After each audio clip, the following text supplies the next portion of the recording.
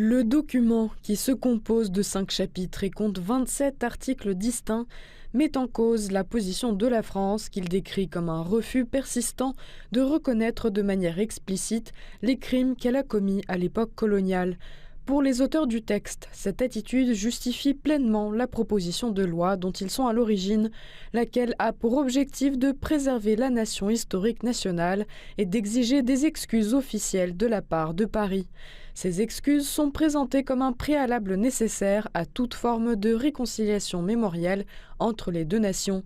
Le dossier énumère et développe en détail ce qu'il nomme les crimes perpétrés par la France. Parmi les principales revendications figurent la restitution intégrale des archives et des biens culturels algériens transférés en France pendant la période coloniale, ainsi que le partage avec les autorités algériennes des cartes détaillées localisant les essais nucléaires que la France a effectués sur le territoire algérien entre les années 1960 et 1966. La question de la criminalisation du colonialisme est une cause populaire dans laquelle s'effacent les sensibilités et s'abolissent les différences. Mesdames et messieurs les députés, je vous remercie tous.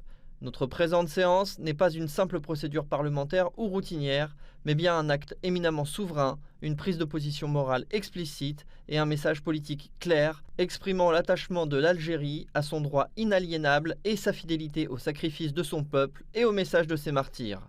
Le projet de loi soumis aujourd'hui à votre examen, qui énumère les crimes du colonialisme français, détermine la responsabilité de l'État français pour son passé colonial, établit des mécanismes exigeant reconnaissance et excuses, et prévoit des mesures pénales criminalisant la glorification ou la promotion du colonialisme, ne vise aucun peuple, ne cherche ni la vengeance, ni l'attisement des rancœurs. Il s'inspire au contraire d'un principe consacré. Les crimes contre l'humanité sont imprescriptibles, ne se justifient pas par la force et ne sauraient être excusés. Les relations entre Paris et Alger sont au plus bas. Les deux pays sont empêtrés dans une crise diplomatique qui dure depuis plus d'un an. La France reproche notamment à l'Algérie de refuser de reprendre ses ressortissants visés par une obligation de quitter le territoire français et de maintenir en détention deux de ses ressortissants.